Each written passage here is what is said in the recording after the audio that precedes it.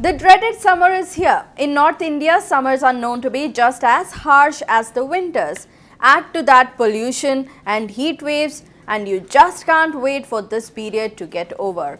And if you think this summer is getting to your skin, well, you're right. I am Amrita and you are watching TV9 News.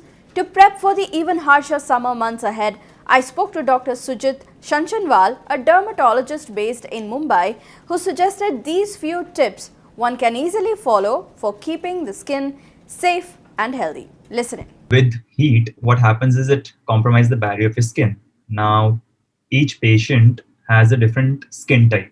Everybody does not have the same skin. So even though the same weather is subjected to everybody, but each person has a kind of a different reaction to it.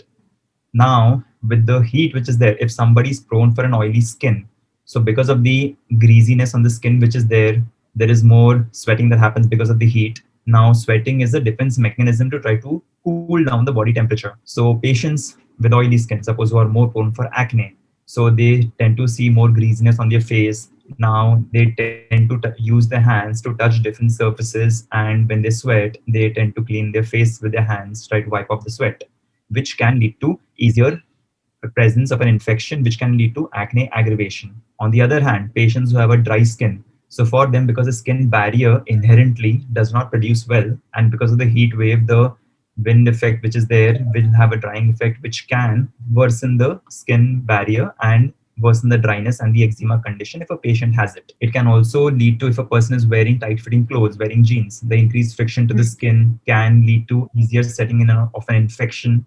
Then the body fold areas, suppose the thigh fold or the armpits, where there is sweat, moisture accumulation because of sweat, that can lead to fungal infections more commonly. So, how do we avoid being tanned, during the summer months, and also avoid a sunburn? To protect yourself from tanning or from sunburn is to protect from the exposure of the rays. To do that, you need to use a sunscreen. Now, very commonly, when I see patients at my clinic, I ask them, do you use a sunscreen? And they say, yes, doctor, I use sunscreen daily. And when I ask them, how do you use it? They say, I take it on my fingertip, I spread it on my face, and I leave it on the entire day. Now, that is a very wrong way of using a sunscreen. Sunscreen comes as different SPF. You might have heard there is SPF 30, 50, 70.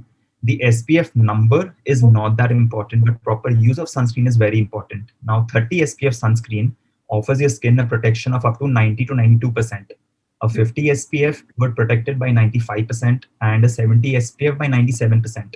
So even though the percentage difference is very minimal, but the number sounds very fancy. The doctor 30, 50, 70 has a huge difference in the SPF number, but practically it does not translate into that effective photo protection. So what I tell my patients always is using the sunscreen properly is very important. So what you need to do is I tell them to take a coin-sized amount onto their palm. And that is the amount of sunscreen which has to be spread on the entire face. Now, when you apply a sunscreen, you need to let it rest for around 10-15 minutes so it can form a uniform layer and settle down.